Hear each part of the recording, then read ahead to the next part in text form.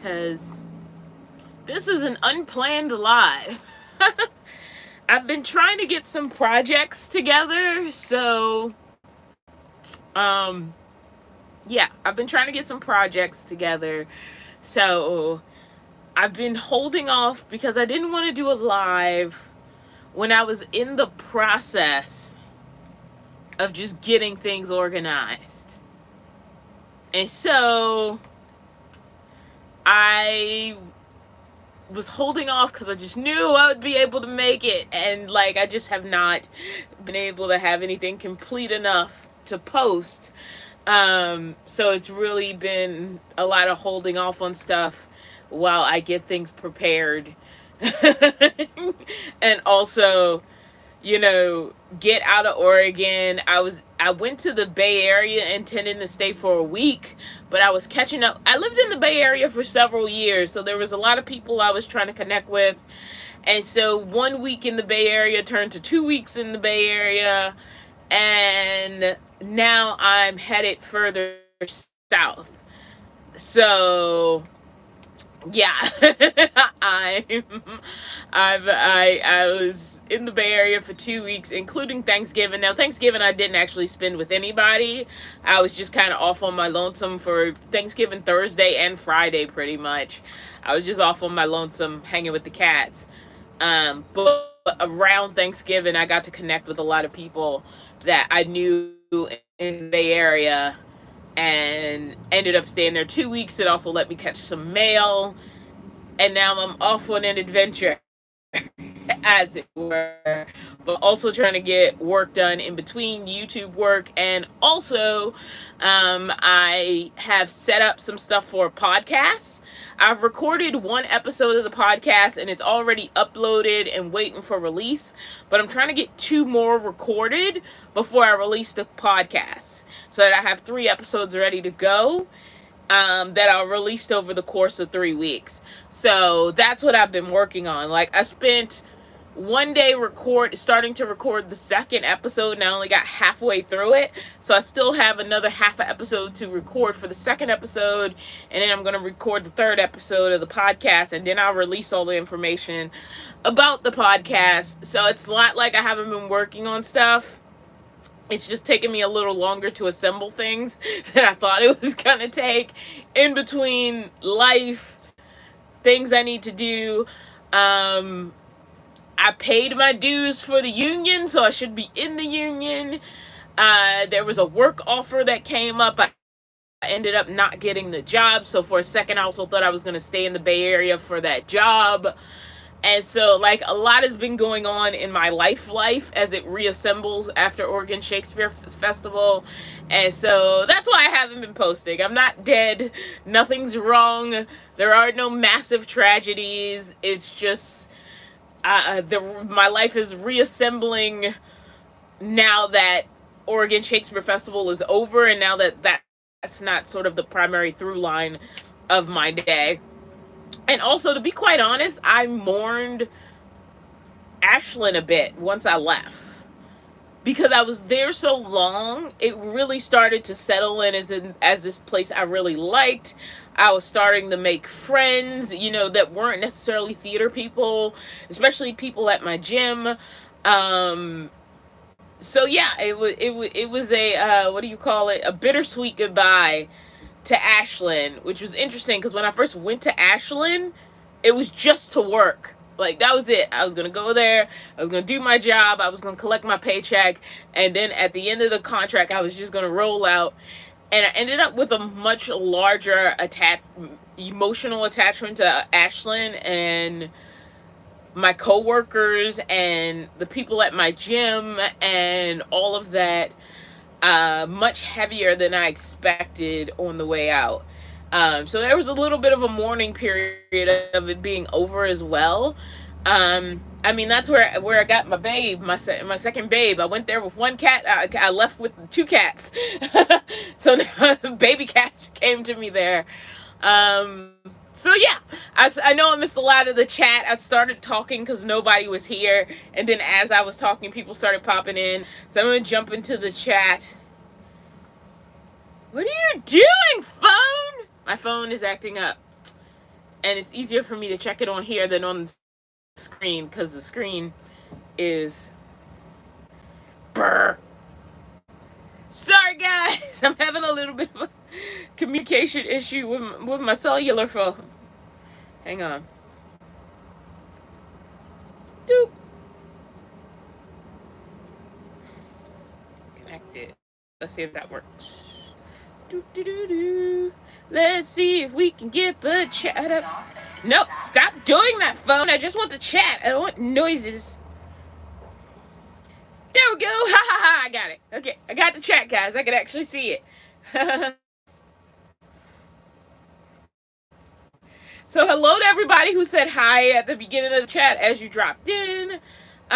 Susan says, hi, Dawn. Great to see you. I hope you had a great Thanksgiving. Thank you very much. It was quiet. You know, I was just off hanging out with myself. Christy says, hi, beautiful stinker. You have lots of peeps worried about you. I'm fine. Like, life has just been a collage of things since I left Oregon. At the end of October.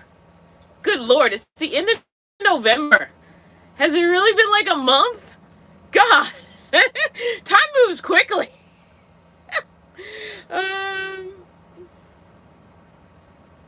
Alright, so it's just a lot of hellos and hellos in the chat.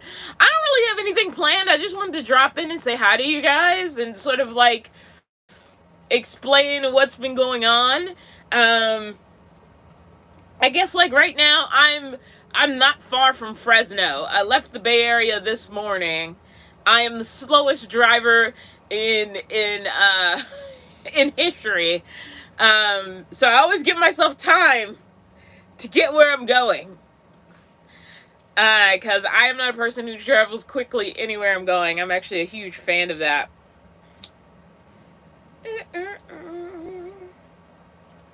I'm going to try to record the rest of the second episode of the podcast tomorrow.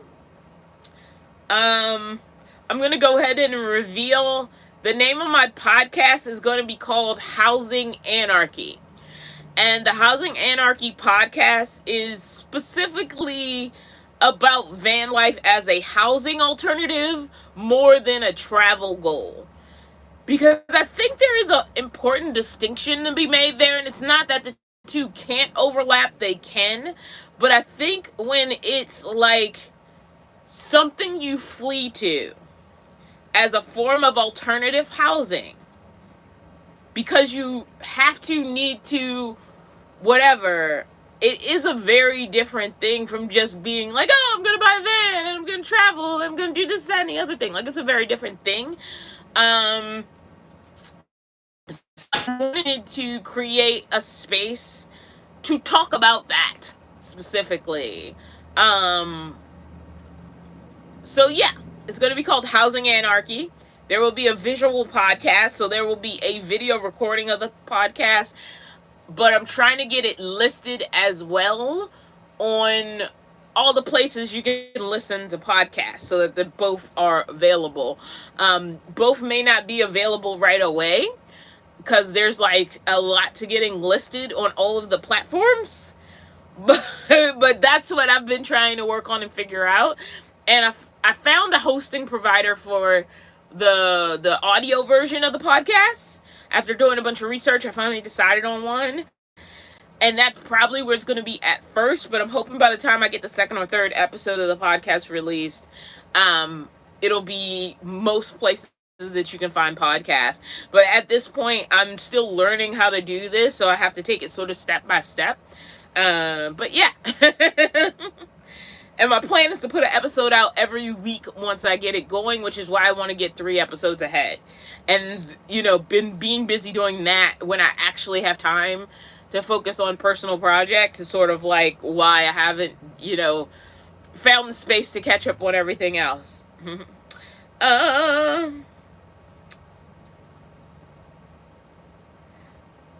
Rocio says, hola, Dawn. I'm new to this chat, but been following you for some time now. Hi, Mickey. Where is Mickey? I guess he's up on the bed somewhere.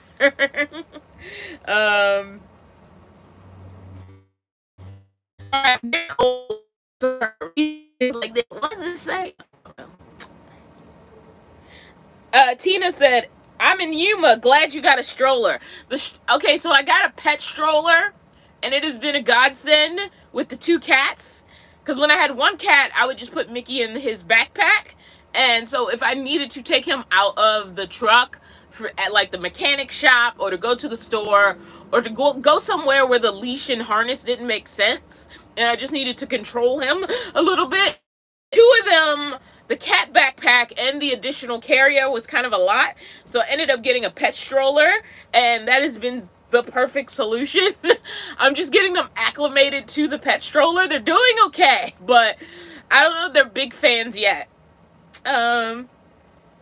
Linda Ortiz says, hello from Denver. How many miles per gallon are you getting? I'm getting about the average for a truck this size, 10 miles to the gallon. Which is why I don't do a whole lot of extensive jumping all over the world traveling. That was never the goal of this vehicle. Like, I have no plans to be jumping all, like, there are times I go really far for a specific goal, and then I'm there for a while. Now, rather that's changing spots a little bit with like very little movement, that's fine with me. But I'm not going to be a person who's like in Arizona 1 week and then in Colorado the next week, and then, like, I don't know, Montana the week after that. Like, that was never my plan. So yes, this truck gets terrible gas mileage. It's pretty average, though, for a vehicle this size. So, like, it is what it is. It gets about 10 miles to the gallon. That's just sort of the trade-off of having the truck. Linda Ortiz says, what's your monthly cost for living in your truck approximately? What do you mean by that? It would be my follow-up question, because like the cost I have that are the cost of me existing. Like, I don't know. I have a hot spot because I live in a vehicle, but I would have that hot spot anyway. I don't have a car payment. My insurance isn't that much. And like I said, like from March to October, I was in Ashland. I could literally coast on a full tank of gas for like 3 weeks because I only use the truck to run errands. So again, I'm not using this as sort of like traveling all the time to all these different locations that are very far away. So, like, there aren't a lot of these exorbitant costs that, like, I guess people would associate with somebody who has a specific travel lifestyle. I've never had a travel lifestyle. I live in a box truck, and I travel sometimes. When there's someplace to go, when there's somewhere I want to go, when I have the money to go. I'm not going to go far away if I don't have the money to be far away. Like, I could live comfortably in the Bay Area for months at a time. I know all the spots to park. None of them are that far away. So I can adjust my gas cost to my situation, if that makes sense. So I'm basically, for the box truck specifically, that's not just stuff I want, like my phone and my hotspot and like my Netflix account. Like, I'm just paying for insurance and gas. Like, that's what it costs to live in my box truck. Insurance and gas. And it's going to change from month to month. When I have like an 11-month job in Oregon, I'm not driving that much. So, like, this month, I have no idea because I haven't lived it yet, because I am trying to get to some places that are far away. It's going to cost a little bit more. But when I'm on contract again for 3 or 4 months, it's going to cost way less because I'm just going to be using the truck to run errands, like go to the supermarket and stuff. And I may be doing that once a week. So I don't know that I can give you a good number about what it costs for me to live in the box truck, because it's like insurance and gas is what it costs for me to live in a box truck. I don't have a car payment. If I do an upgrade, like I recently bought batteries, that's one bulk cost. And then I'm never paying for that electricity again, because that month I bought 2 batteries and I bought a couple of solar panels. But now that cost is gone. It's not going to repeat in another month. So yeah, it costs me insurance and gas is going to be variable to what situation I am at any point. Um,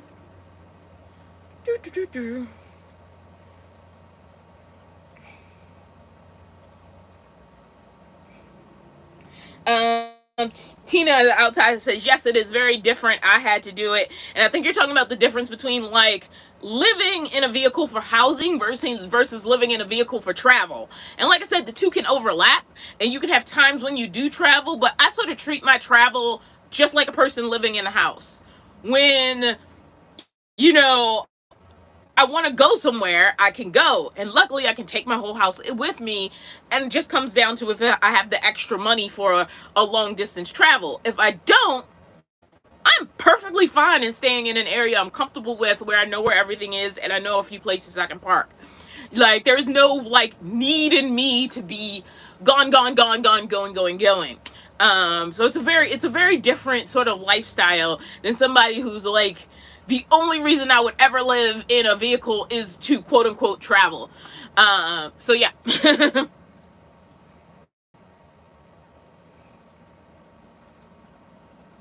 Gina G says, how is Felix handling being back in the box truck? Felix was pretty well adjusted within like 48 hours. There was the initial like, what is this? Why did you change my world all of a sudden type thing? But there are times he'll even in the dash. Um, and like just he was on the dash while I was pulling into here. He's usually like down low just like Mickey, but he adjusted pretty quickly to living in the box truck. And I think he did follow a lot of Mickey's lead where it's like, oh, she's driving now, so we're gonna sit here. Oh, she's finished, we can go to the back again, and all that kind of stuff. So he's actually adjusted pretty well. And I am pretty happy with how well it's gone.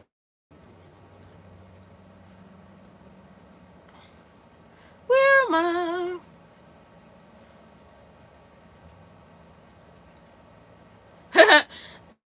Mrs. Salima says, I bought a cat stroller for my fur baby, but she wants no part of it. Well, like, with these things, you also have to give them, like, a gentle introduction. I already knew that Mickey and Felix were okay in their carriers. So like in the backpack Mickey was used to, in Felix's carrier he usually does pretty well. Sometimes he's not happy that he has to be in there, but he isn't like acting up or whining the whole time. So it was just a new type of carrier that they had to get used to. And so they're not fighting me on it. They're not the biggest fans of it, but it's like, it's fine. That's how it is. Linda Ortiz says, I love my stroller for two little dogs. It provides accessibility into places I otherwise would not be allowed to go into with pets, especially helpful in summer and hot days. Exactly. So that's like the great thing about the stroller. I mean, I used to do the same thing with the backpack, but with the stroller especially, first of all, it kind of looks like a bassinet. So when people aren't looking too closely, they might even think there's a human infant in there. But it does allow me to take them, like, if I'm like, it's too hot, I'm not comfortable leaving them in the truck. I can put them in the stroller and I can take them into places where otherwise I wouldn't have been able to take them. If I'm at the mechanic shop and I need, which hasn't happened with the two cats so far, but if I am there, if I need to put them in the stroller, I can put them in the stroller. They can have the truck, and I know the cats are safely with me, and they're also in something that I can kind of push around and control their location with while things are being taken care of. So it's really great for that, and so I am happy I got it. It does come into two pieces. The one I have has a basket portion and the legs. So just like a baby stroller, like you can take the basket off like a little baby carrier and just have the basket, and the basket breaks down flat and the wheel frame portion folds up. So I'm really happy with the style of it. I did look at a lot of strollers, and for a while I wasn't going to get one with the detachable little basket, but I was like, no, this will be better because then I can load them in the basket in the truck, take the wheels outside, and then come grab the basket and attach it to the wheels. And so I really like the style of stroller I got. I'll have to show it at some point. The people on my Patreon and my YouTube memberships have already seen it, but I'll have to show it to everybody at some point. But I'm really happy with the style of the one I got. Or maybe I'll just put the link to it. I don't know. then you can see which one I got.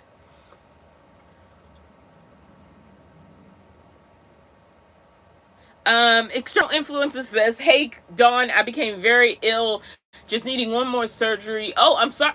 Well, if the surgeries are helping, I'm happy. I'm sorry to hear that you were ill. And as soon as I'm better, I will be able to support your channel again. Love you. I still watch, just not on as much now. Well, first of all, I haven't been on as much. Second of all, just popping into this live is supporting my channel. If you give me a thumbs up and you watch this video, you are supporting my channel. Anything extra people do on top of that, I feel blessed that they're doing it, but it's certainly not a requirement. People are living their own lives. If they need to do something to take care of themselves, to prioritize themselves, I'm all about it. Like, just watching my videos and hitting the thumbs up when they exist it is enough support for the channel. And I am surprised at how much support has held out when I personally could not be consistent with the channel. And so I thank everybody who shows up to check on me, to watch my videos, to rewatch my videos. Like, I feel blessed that all of you, the people who are still around, are still around. So yeah. Linda Ortiz says, yes, costs, including insurance, Wi-Fi. I don't know what PEER is, P-E-E-R, heat, food, water, phone, food, etc. Well, I don't think that's fair to call it the cost of living in the box truck. Propane, I guess that would be a cost. Propane and water is what I have to buy. Electricity doesn't cost me anything. Once I install the batteries, that's electricity. I mean, maybe gas in my generator as a backup, but I'm going to buy gas anyway, so, like, that would just factor into gas costs, I guess. So even still, like, electricity doesn't cost me anything, and, there's the build costs and additions to the build, and I literally could not give you those numbers off the top of my head. I would need time to go look up numbers and tell you. I do not, to know specifically what you would consider the cost of living in the box truck, I would literally have to sit down with a piece of paper to run those numbers. I could not tell you off the top of my head. Like I said, the box truck I own, it cost me nothing. I honestly have very basic commercial for personal use insurance. It does not insure anything in the box truck. It insures the truck itself. And it mostly covers if I get in an accident, somebody else. I'm going to be very honest about that. So I pay actually less than $100 a month in insurance. Gas cost is highly variable. It is never consistent from month to month, so there is no number I can give you. And unless you're living my exact lifestyle, it wouldn't match anyway. Wi-Fi, I paid one cost. I used the Calix Institute, so I paid one cost for a hotspot for the year. And I got a free hotspot with it, and it'll renew every year. And it was, I think, less than $200. I'd have to look it back up. I thought it was worth it because when I fractured out the month-by-month cost, the Calix Institute worked out perfectly.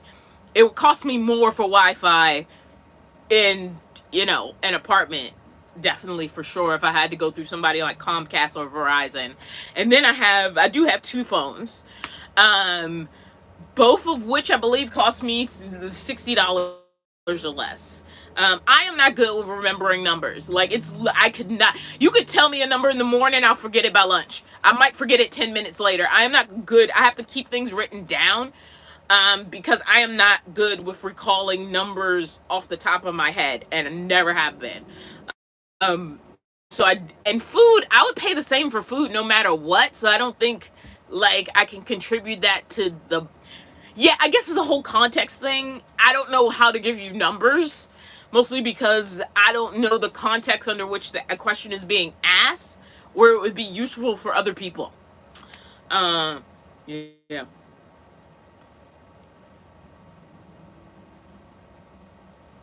Doug S. says, right, traveling is an option. The point is to live simply. That is my point.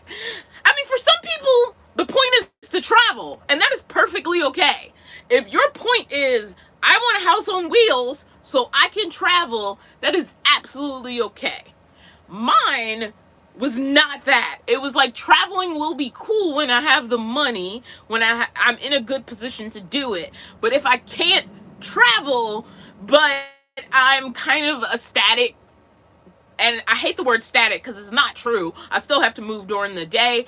I am not a person who tries to do the encampment thing. I don't even care if I see other people getting away with it, because I feel like sooner or later you're going to get targeted if you try to claim one spot and be there all the time.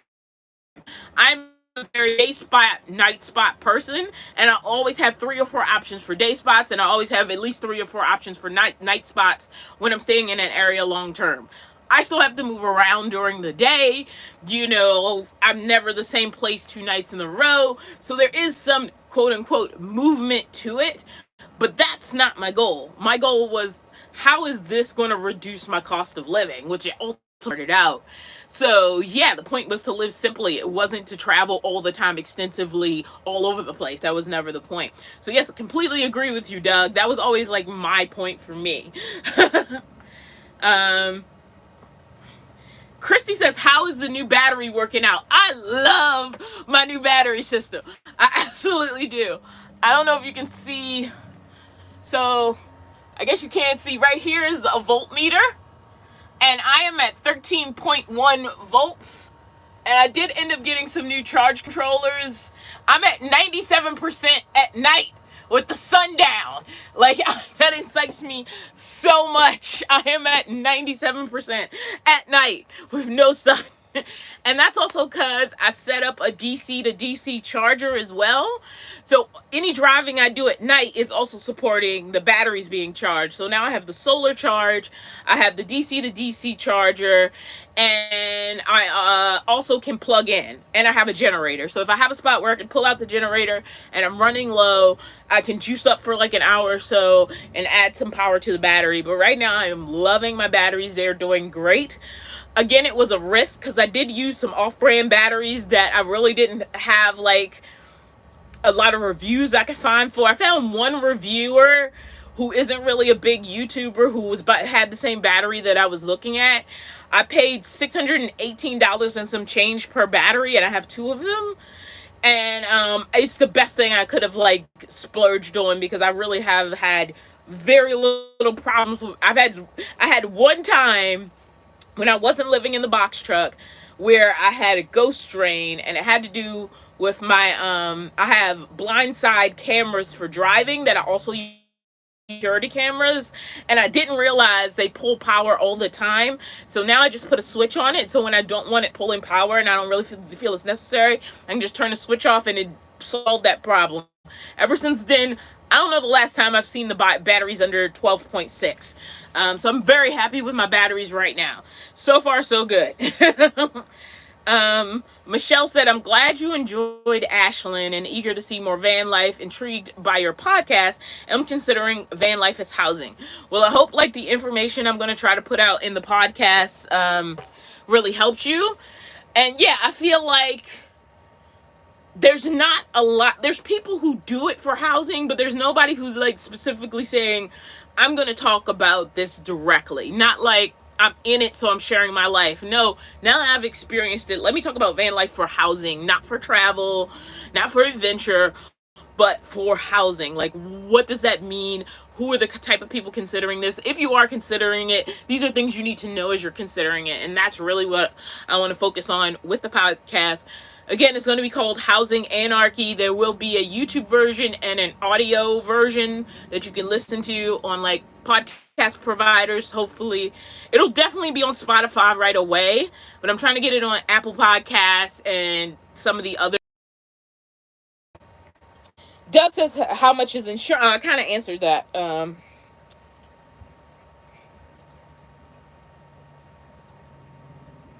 I'm reading.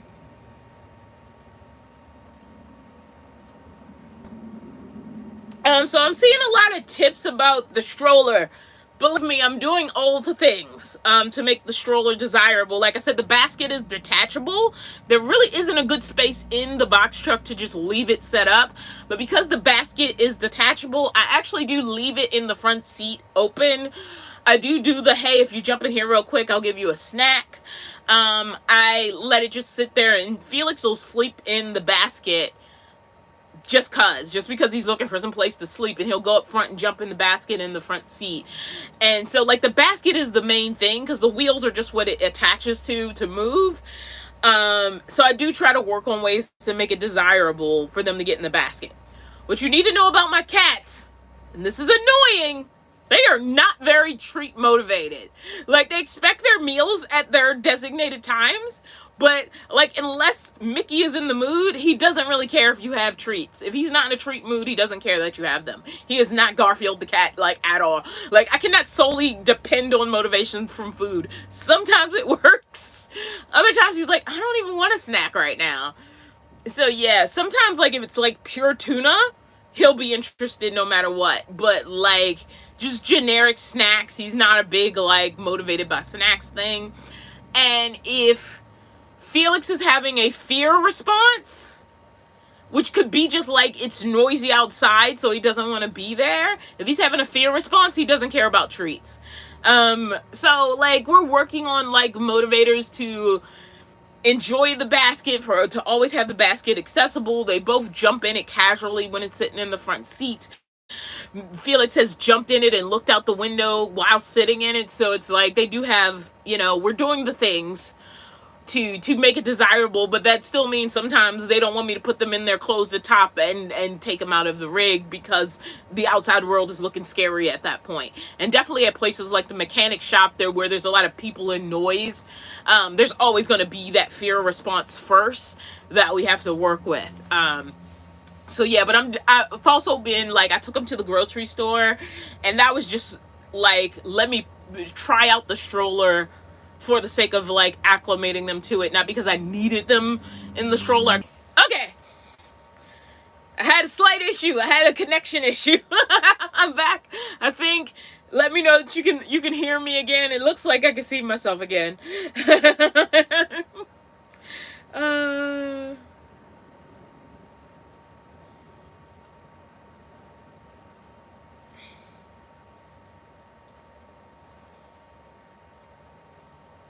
All right, I'm gonna keep scrolling down the now that I've been interrupted by lack of internet connection.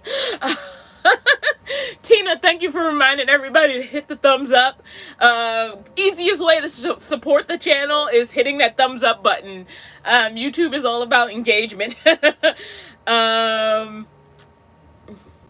I think there's two links I'm gonna put in probably a pinned comment or something. One, the stroller, so everybody can see what stroller I'm talking about, which I love because both the basket and the wheels fold and the basket flattens. And two, and it's also good for small dogs. Like, if you have a small dog, it's a great stroller for a small dog, a cat, a couple of small animals, be they dogs or cats. There is a weight limit, so you just have to go by that. But so I'll put that in the description, and I might go ahead and put a link to at least the YouTube version of the podcast page. There's no videos on it yet. There is a video uploaded, which is the first episode. It's just hidden right now, but I'll go ahead and make sure you guys have that link by the time I finish this live, and that way people can look at that. Okay, so Joanne says it should be much cheaper than an apartment once your build is done. Exactly. And that's the whole thing. It's like, there are costs that are going to come up on an individual basis, and that is what your savings is for. Not everybody's going to have savings. I did not have savings for a long time. And there was a point where I was paying something off of on a credit card, and then had to take a hit on the credit card just to either, like, you know, fix my rig or something like that. And this is in my whole history of living in my vehicle. But that kind of stuff comes up with a house too. Like, your water heater breaks down, you need to get a roof repaired. And I honestly consider every repair I've ever had to make on a vehicle less than a major repair on a house. You know, like, if you bust a hole in your wall and you have to get, like, the drywall guy in, or, like, you have a plumbing issue, like, that stuff can get expensive really quick. You know, there's stuff that happens to a house, or even just maintenance on a house, that costs money. So it's like, that's the kind of stuff that you want to be prepared for. And the fact that you might need a hotel room for a certain amount of time if such a repair comes up. Ideally, you stay ahead of maintenance so you don't have any long separations from your vehicle. Like, maintenance to me is the key to trying to avoid that as much as possible. I have only had 2 incidents of not getting the box truck back the same day I took it in. The first time, it was unavoidable. I needed a hotel room for a couple of days, so I got a cheap hotel room that allowed pets. I only had Mickey at the time, and so it was about 2 days. And the second time, and before that, with my car, with my minivan, with the Chevy van, never happened. If I had to go in for something in the morning, it might mean sitting in the shop all day, but I usually had my home back by the end of the day. It had never happened with any of my previous 3 vehicles. It's only happened twice with the box truck. And the second time, it was because I was okay dropping off the box truck because I had the employee housing. They were willing to work with me. If there was because I explained my whole situation to them, and they work with people who live in their rigs full time.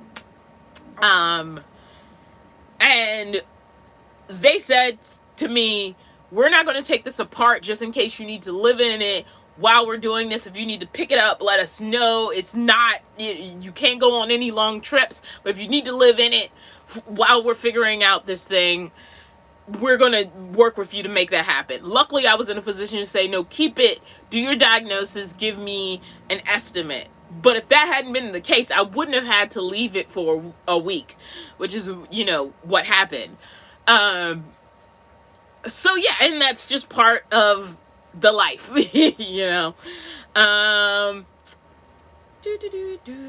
So where am I?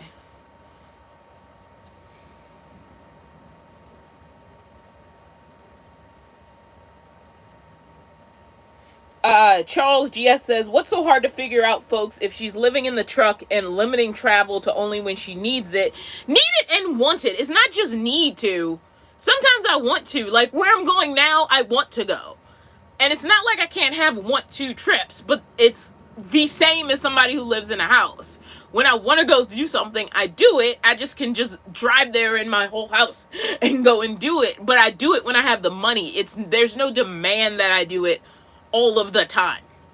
I can either choose to skate around in the same area, limit how many miles I'm traveling, try to make a tank of gas last a week, or if I'm like, I have the money to do it and the opportunity is there, I'll go because I want to. And then sometimes I'll go because I need to. Like if I have a job in a certain place and it's, in a different state than I'm in at the time, then I need to. I can travel because I need to, or I want to, or I can just not travel. So it's a mix of all of those things. So yeah, I'm not spending as much money as somebody who is intentionally traveling consistently. So yeah, thank you, Charles. You are correct. Like, if somebody is considering this lifestyle for different reasons than me, I don't want to give them numbers that's going to give a false impression. Because I find people who go watch these videos and it'll be like, I live, in my van for $600 a month. But the way they're living for $600 a month may not be the way that you're wanting to live if you decide to do the van life thing. And so, like, I don't want to give imaginary numbers. I want to know the context of the question before I give you numbers about that question.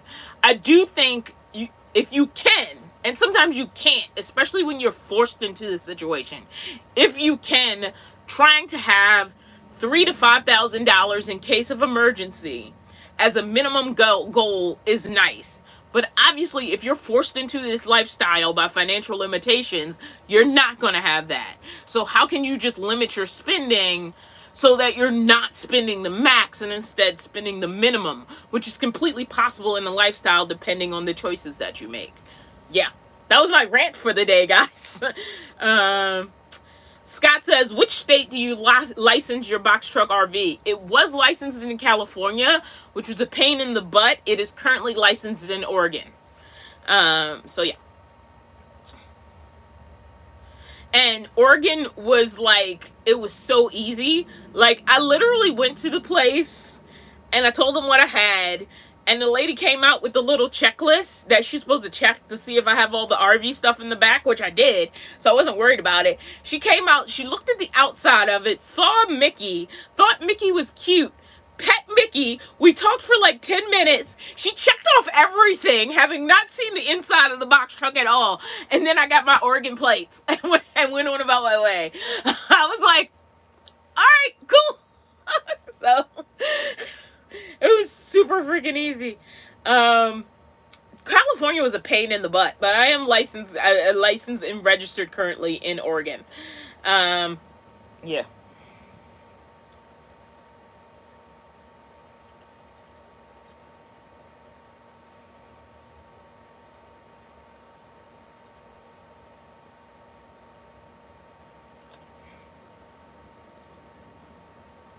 I'm reading, guys. I'm old. I'm 43 now. It feels weird saying that. So like I'm like, wait, what does this say? So give me a second while I read. Moxie says, will you be coming back to the Bay Area? I don't know. Probably because I have friends there. But right this second, probably not for a while, actually. But probably, yes. When? I don't know.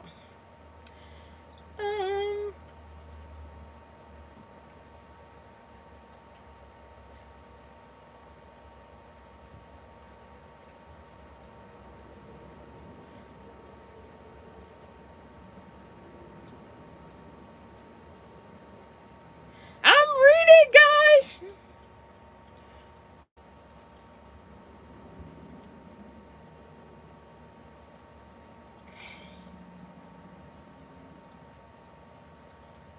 Hotel Honda says, how is dating living as a nomad? I have no freaking idea. But it's not like I was dating before I was a nomad. I don't even want to get into the whole dating thing because, like, it was something I sucked at. I had one girlfriend, which was basically a summer fling. I've had people I was interested in who I made friends with, and basically I got the friend zone card almost every time. So yeah, I wasn't good at dating before I was a nomad. It has pretty much stayed the same since I became a nomad. So I am probably the worst person to talk to about dating as a nomad or a non-nomad or a human being because I don't know. I apparently have what I like to call the puppy complex. Is people like me as a friend. So it's like the whole, you're a great person. You're so nice. There's somebody out there for you, hashtag not me. And so, like, I've accepted the general disinterest of anybody I'm interested in beyond a friendship level. That's just my sad reality, as it were. Anyway, let's move on from that sad thing that I'm trying to laugh through. Divine Rap says, hey, haha, Dawn is a 44-year-old. I know that squint to read very well. Rescue Dog Treat says, do you miss aspects of your old traveling life on the road? I have never had an old traveling life on the road. I feel at some point people projected a lifestyle on me that I never lived. Most of the time, I've been in the Bay Area of California. Most of my jobs have been in the Bay Area of California. I had one trip across the country. I went to RTR a couple of times. But for the most part, I never had an active traveling lifestyle. I went on a few trips here and there. I went camping a couple of times. But there was never a point where I had, quote unquote, a travel lifestyle. You know, yeah, I find that interesting that people think that ever existed. That never existed. I never had the money for that. Like, there was a limited couple of times where in all of the years that I've been doing this, where I had enough money to significantly leave the Bay Area for a significant amount of time. There was never an old traveling lifestyle. Most of my van life has been in the Bay Area of California. You know? So yeah.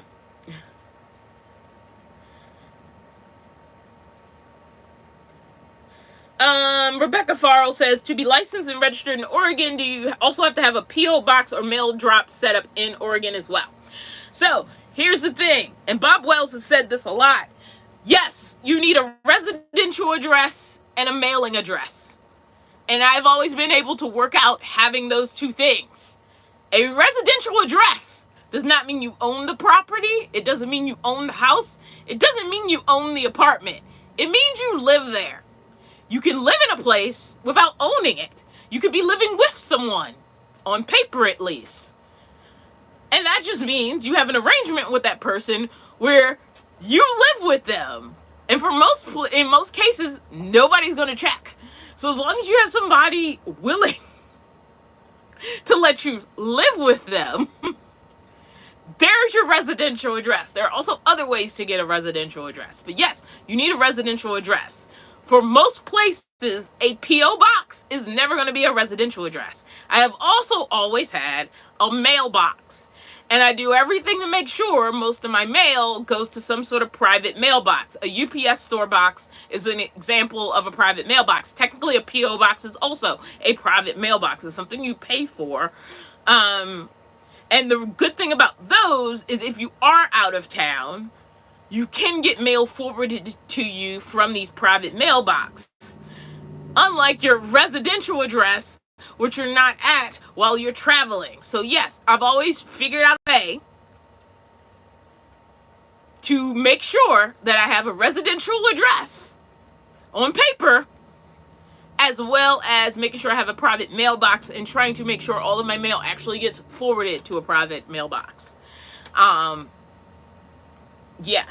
If you are financially compromised, and I no longer need this at this current time, there are homeless support services out there that know that you can't get certain services without an address. And they will give you something you can legitimately use as a residential address. So without, saying too much, yes, you need a residential address and a mailing address. These can be completely separate things. For the license itself, they want to prove what residence you live at, and it may take you a couple of steps to prove that. But again, you don't have to own a house or rent an apartment to live somewhere.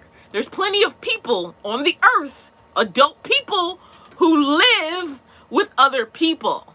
There are extended families who live together. Only one person in that whole house actually pays the bills there, but you may get your bills there. Like you could get your bank statements there because that's where you live, but you don't own the house. You don't need to prove you own the house. You just need to prove you live there and you receive verifiable mail there. So whatever state you choose to use, you need to navigate that system. Now there are people who've gotten a UPS store address, and because it looks like an address, they've gotten away with it. But just so you know, this can get flagged. All of these private mailboxes are in the system. So even if they look like a real address, there are some places going to be like, this isn't a street address, this is a private mailbox. What is your residential address? So for me, I always like to have both. And I've always been able to get that covered. So yeah. Remember the rule of 2 addresses. Your mailing address and your residential address. And they can be 2 separate things. And then you just find out what you need to prove what you need to get the thing that you need in the state you need. And getting advice from somebody who got it in one state is not going to cover you in another state.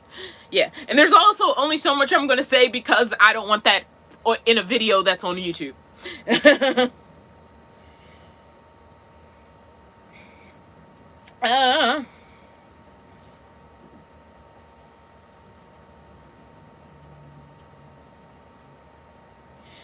Anna says, hey Dawn, nice to see you. Were you able to meet up with Jaylena when she passed through your area? I really wanted to. There was a miscommunication and we missed each other. We were trying to make it work out and it just did not. But yeah, that was something I wanted to happen that ended up not happening, and it was getting cold and I did not really want to go into Northern Oregon with us heading into winter.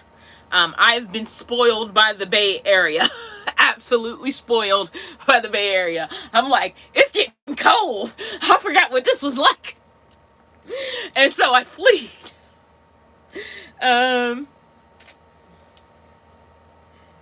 Oops. I'm hitting things. Stop hitting buttons, Dawn. Okay.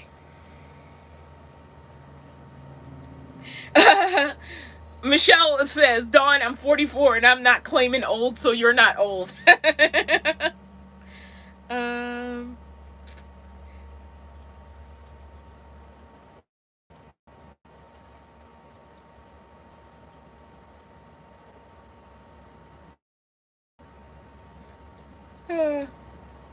Lynn says, hi, Dawn. I've been wondering how you're doing. I'm doing okay.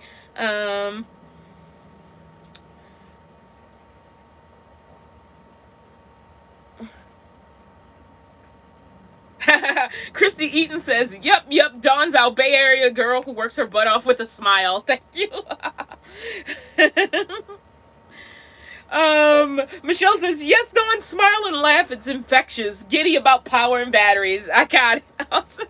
Like, honestly, it hurt spending that money, because I put part of it on a credit card and I paid it down because, like, during my time in Oregon.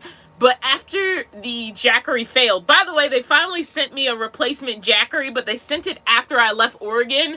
So somebody who works at Oregon Shakespeare Festival is just holding it to me until I can get back up there. But it took forever for them to send a replacement. Finally they did. It's sitting up in Oregon waiting for me. I don't care. I have my batteries now. I'll worry about it when I get there. What was I saying? I don't remember. Yes, I was giddy. I'm giddy about my batteries. I love my batteries. It's like such a change to have them. And I'm very happy that I spent the money as hard as it was to spend, because now it's over with. I just have to pay the card down again. And sort of like that card is my, like, if I need to do it and I don't have money for it, that's what that card is sitting for. So, like, I'd rather have the batteries and spend some time paying off the costs and have the charge controller I wanted, which I hesitated about getting. But I was like, if I'm going to get it, I need to get it now so I have enough time for it to ship and arrive before I leave Oregon. And so I went ahead and got what I needed. And, like, now I have to pay off the card. But it's like, that's it. My electricity has been enhanced. And I never have to pay that again. You know, as long as the system works. And this system will probably outlive the box truck, you know? So, I'm pretty happy about it.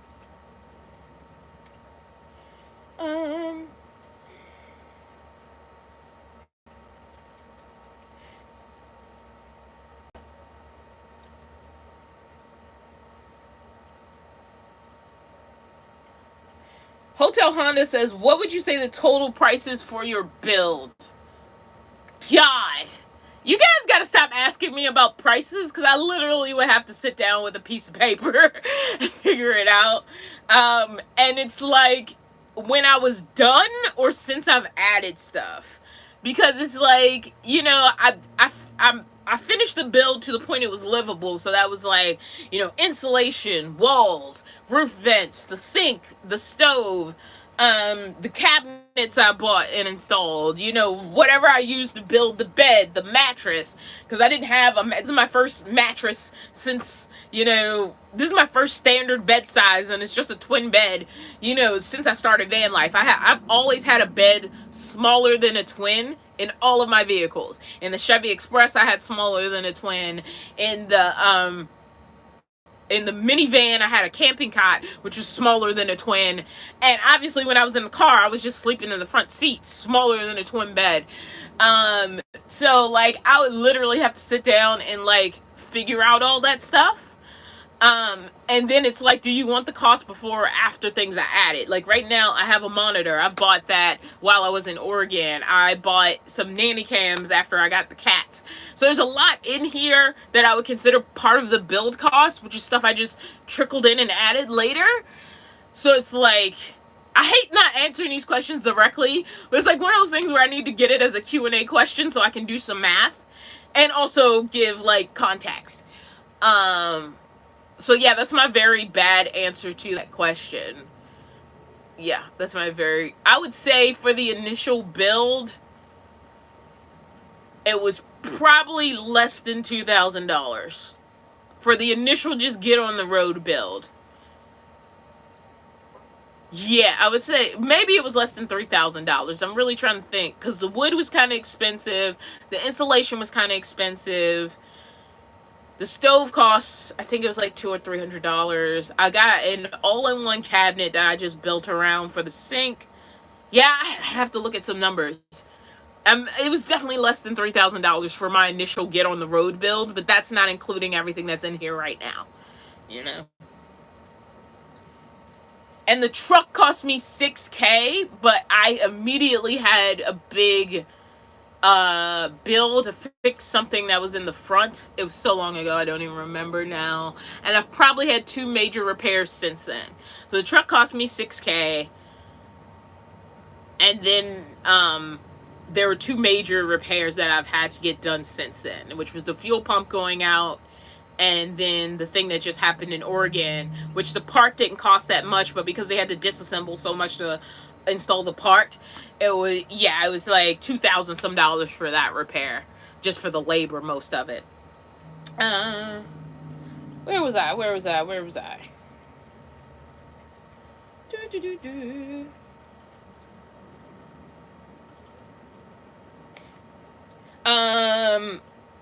Edo just says, "Hey Dawn, have you watched Nomadic Introvert yet?"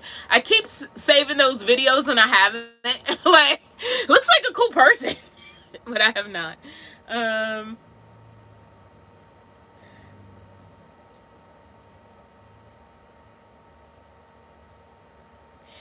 D Scott says, "Hey Dawn, are you going to be working in Oregon again?" Hopefully. Let's say there's a good chance. But if I do, it's going to be later into next season than it was this season, and it'll be a shorter contract. But there's a high probability of me going back to work for Oregon Shakes again. Hotel Honda says, "What's the difference between an inverter versus a battery pack?" An inverter is just something you use to give you what's the word I'm looking for? AC power.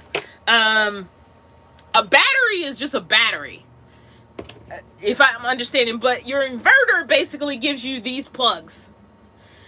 I'm just going to use the 300 watt Jackery because it's sitting here, but all an inverter is going to do is it's going to take power from your battery and convert it into AC power, because you're doing a DC system, a direct current system. Now, if you want all the science on that, go watch a Will Pro's video, but your system is AC. For you to be able to use house plugs, you need DC power, right? I got them right? No, I got it wrong. Sorry. Your system is DC. Even I forget.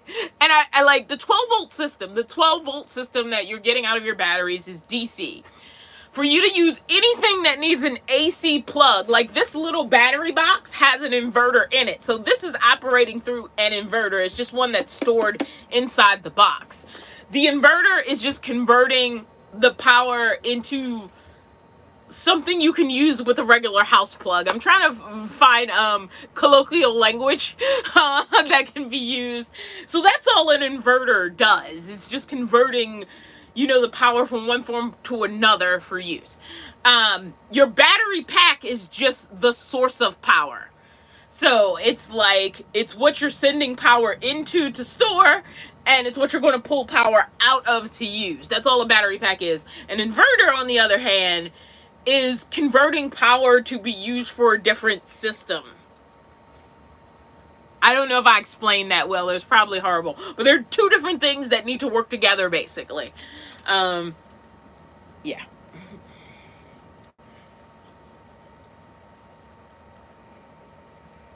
This is why I don't do Will Pro style videos, because that was terrible. That was a terrible explanation.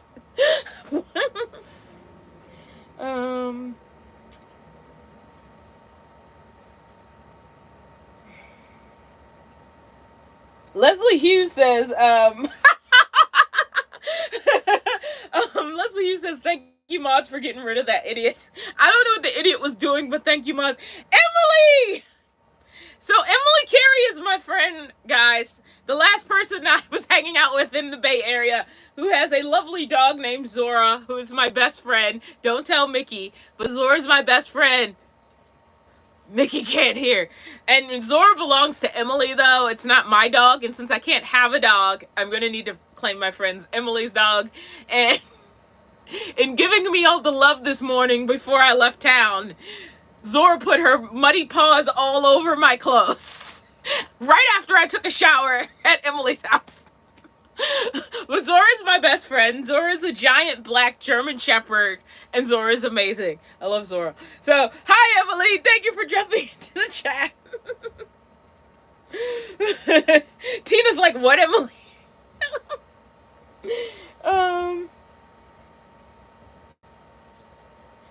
Terry Newell says, how much do you still owe on your card for electric? I've already paid some money back already since I bought the batteries, because I bought the batteries before I left Oregon. I just still have money left on that card. Like, I'm, you know, I have like, but it wasn't just the batteries. Like, I'd also use some of it to do the truck repair. But I'm not like that terribly in debt, to be quite honest. Like, honestly, I could get rid of, once I start my next job, which doesn't start until January, I can probably pay it off in a couple paychecks. So it's not that big of a deal. Some stuff I was able to just buy, other stuff I had to put on the credit card, but, you know, that's just living life, you know.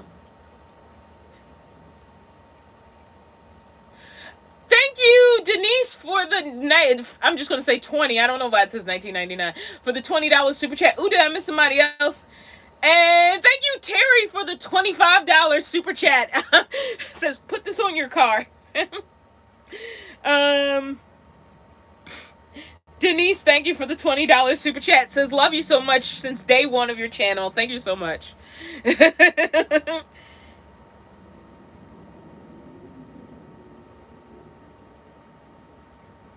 I like all the people that were confused when Emily was talking about Zora. Zora is my best friend. I'll have to post a picture of my best friend.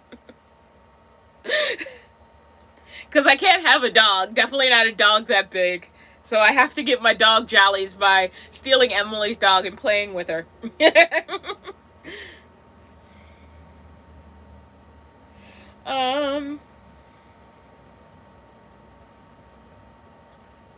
Kathy says, are you going to stay in the Bay Area this summer? No. No. When does summer start? Again, from living in the Bay Area, I've lost all sense of, like, seasons. So, no. I mean, so here's the deal. December, I pretty much have to myself. I honestly don't know what I'm doing. I'm going to figure it out from day to day. I have a short-term goal that I'll talk more about once I've reached said goal. January, I start a job. I'm in that job until March. I'll let you guys know when I'm ready. Where, sorry. I've just told you when. I'll let you guys know where when I'm ready. I'll have that job from January to March. April, May, June, unless something comes up. Right now, I don't have any work for those months. April, May, June. And July, I start another contract. So, yeah. I had to, like, figure it out. Something may pop up in those 3 months. The nature of my job is that somebody will send me an email and be like, hey, are you free for these dates? And I'll have to look at my calendar and go, am I free for those dates? I am free for those dates. And then they say, can you do this show? And I say yes or no. So sometimes you know ahead of time. Sometimes you think you're going to have time free and you get an email and suddenly you're not free and you're going to work for a certain amount of months. But right now I know I have a job January to March and July to October.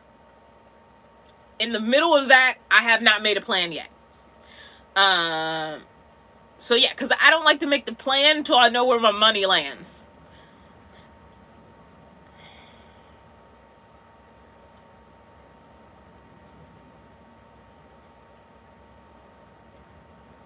Where was that? Suki says, your hair looks cute, Dawn. Thank you! Yeah, I cut it in Oregon. I had, like, the locks for a while, and I've gone back to the mini afro.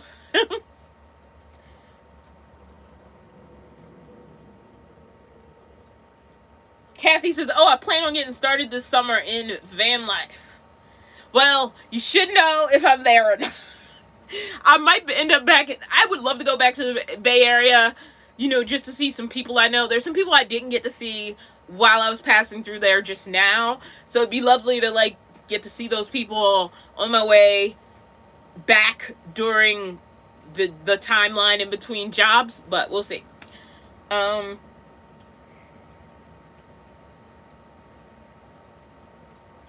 What was I? My next job, Denise, is not in Oregon. Details to be revealed. It is not in Oregon. It's in a state I've never been in, so that's what I'm excited about. And so, like, I also think that's another aspect. People think to be a nomad, you have to be, like, moving all the time. And I don't personally think that's true. Because if I've never lived in a certain state, and I go and live there for 3 months, for content, it's not great because I'm not going different places for 3 months. But that's 3 months in a place I've never lived before. And, you know, if I'm going to be a different place for another 5 months, that's still being a nomad because I'm not committing to anywhere long term. It just may be longer stays than people are used to in different places. So I'm really excited. My January job is in a state and city I've never been into before. So that'll be a new experience on its own, and I'll get to live that experience for 3 months. And I kind of like that because a lot of times when you're someplace for a day, you're not really experiencing what it's like to live in the place. Like, I could not have predicted falling in love with Ashland the way I did, and I don't think I would have felt the same way about it if I was there for a couple of days and left.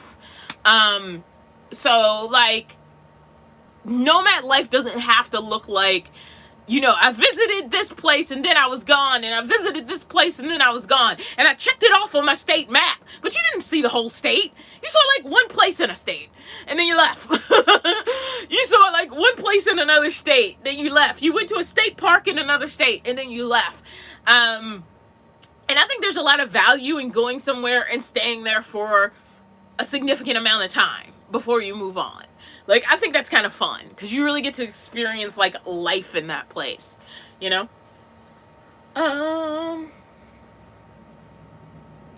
But anyway.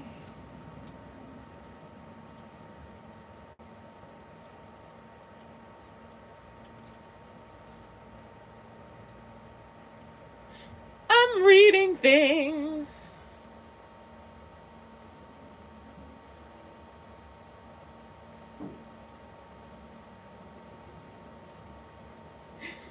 Adoja says, I wonder if Zora would get along with Mickey. Zora would not get along with Mickey, and Mickey would not get along with Zora. Because Mickey would wonder why this giant thing was running at her, thinking he was a toy. And Mickey would be very annoyed. Zora has a lot of energy. Too much energy. Like, Zora's an extrovert and Mickey is an introvert. So Zora and Mickey must stay in their separate zones and not become acquainted. And, like, Zora likes to chase things. So Zora would find it funny and fun that Mickey was running, and Mickey would not find it fun. So, yeah. Mickey and Zora will not be introduced. And Zora and Felix will definitely not be introduced. And it is okay.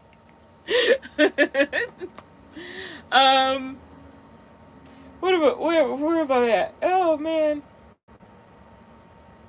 Tina says, I thought I was your best friend, Dawn. Just joking.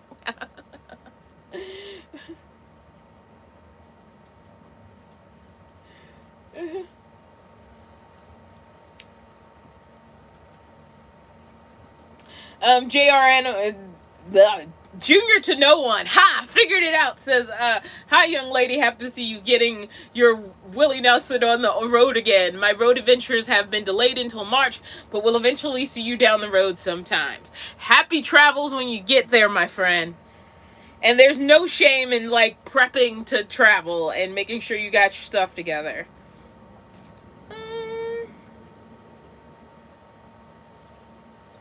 Ah, shoot. I keep hitting that thing by accident. What is it? I love...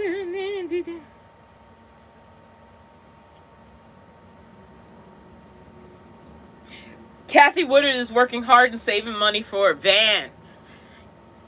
Take your time if you have the time and get the thing like that you really want. If you have the time to really like prep and get the thing that you really want, definitely put those pennies together, get the thing that you really want. If you have the time. Sometimes we run out of time. But if you have the time, definitely do that. Rescue Dog Treat says, do most of your gigs give you housing as part of the package? So right now what I'm going into is a change, because the goal moving forward is to work at, so the union I joined is, it's going to sound really weird, I'm a part of Actors Equity Association. Actors Equity Association for theater covers both stage managers and actors. We are covered by the same union. So I am in Actors Equity as a stage manager. And so yes, for an equity house, if you are not in driving distance, almost always, unless it's some special situation contract, and if it is, they're probably only hiring locally anyway, because it means they can't afford to do otherwise. There is almost always housing associated with the offer. Now, the thing is, I have pets. I also have a very big rig. So if somebody says, hey, do you want to come do this job? I could be like, yes, I'm available for that job.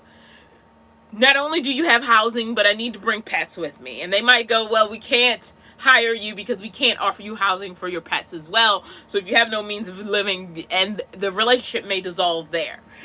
As far as housing as like a basic coverage, that is a thing that normally comes with equity contracts. However, even if that's the case, there is no guarantee that they would also be able to give me pet housing. But I can also choose to decline the job if they can't give me housing for my pets. Luckily, that has not come up. And for the 2 jobs I have coming, housing is involved. There's definitely pet housing available. So for my immediate future, it's not an issue. But moving forward, that may always be a part of the conversation. I also have a rather big vehicle, and this even came up with Oregon Shakespeare Festival, is like, housing for me, no problem. Housing that allows pets, no problem. Giant truck, problem. Now, they did work with me, but it's just not something they usually run into. Either they fly people in, and then like they're in the housing, and the housing is close to work. So some people don't worry about having cars, or there's rental car situations and things like that if you need to run errands. So either one, there's that, you fly in, you move into the housing, and you figure out, company management helps you figure out how to get around. Or 2, you drive there in a normal car, which they have parking passes for. But the way like a lot of the housing was designed, it was difficult to impossible to risky for me to navigate the box truck in there. And luckily we found a solution that worked out. Now they do have some other housing that might be better for me if I come back next season, but we can get ahead of that now, and luckily like it seems like they want to work with me enough that that's not an issue. So housing, yes. Housing that allows pets, maybe. Parking for the box truck, maybe. And it could always be a situation where I might have to go rent like an RV space for a couple of months. And if I'm getting paid decently, that won't be a problem. I'll just rent an RV space and I'll put the box truck there, you know, while I'm doing the job, and then I'll go pick it up when the job is done. So yeah, that's my complicated answer to the question.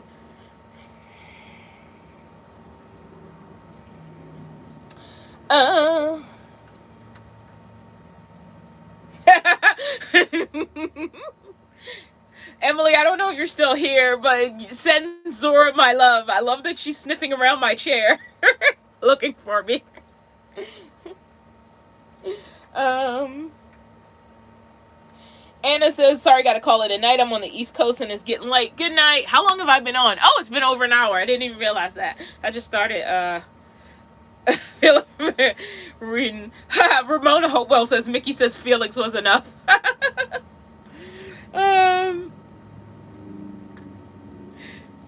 All right.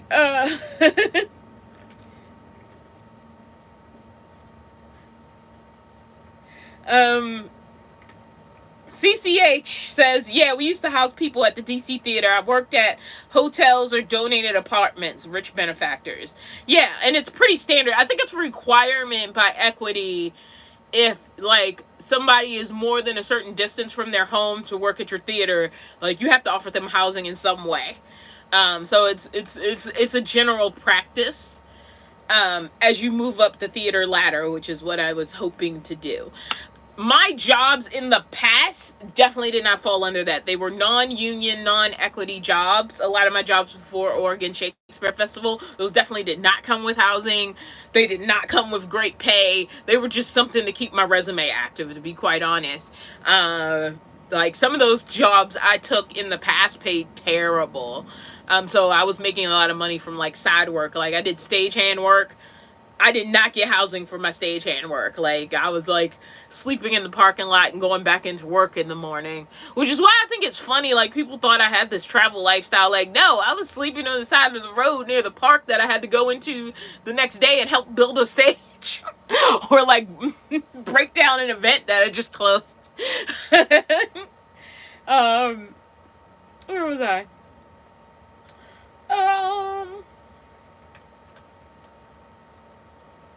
Nomadic by nature, thank you for the super chat. It's hidden on the screen. $2, thank you. It says, you're an inspiration. Emily, I'm so happy you're in the chat. It makes me so happy.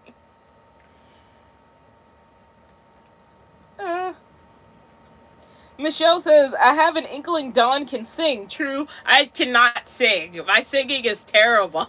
It's absolutely terrible. I cannot carry a tune. I can silly sing. I can rap on occasion if it's a song I know. I cannot freestyle. Let me think. What's the crisscross song? That'll make you jump, jump. The daddy will make you jump. Crisscross. Okay, here we go. This is crisscross jump. Don't try to compare us to another bad little fad. I'm the Mac and I'm bad. Give you something that you never had. I'll make you bump, pump, wiggle, and shake your rump. As I be kicking the flavor that makes you want to jump. How high? Real high, because I'm just so fly. A young, luggable, huggable type of guy. And everything is to the back with a little slack. Because inside out is wiggle, wiggle, wiggle, to whack. I come stopping with something pumping to keep you jumping. R&B, rappers, bull crap is what I'm jumping. Ain't nothing soft about crisscross, we all that. So when they ask, do they rock? Say, believe that. That's about the closest I'll get to anything musical, and I'm just singing a song from my childhood. Thank you, everyone. I think we should close on my bad rapping tonight. Thank you, everybody, for jumping into the chat. As I said, I'm preparing stuff for release. So I'm gonna just keep working on stuff in between, like driving, binges. Usually I'll drive for like an hour, and then I'll stop. And I'll do some stuff, and then I'll start driving again. When I'll have a deliverable, I don't know. I am trying to have the podcast, at least the first episode, drop by next week. But I'll put out some more official dates for that. And try to get those 2 episodes recorded, just so I'm a couple weeks ahead, which will allow me to work on videos for the Dawn of Van Life. But that's all I got for tonight. Let me see if there's anything else in the chat I wanna reply to.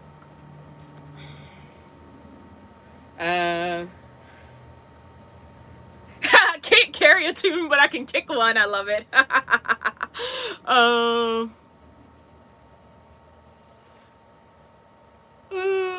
Okay, good night, everybody.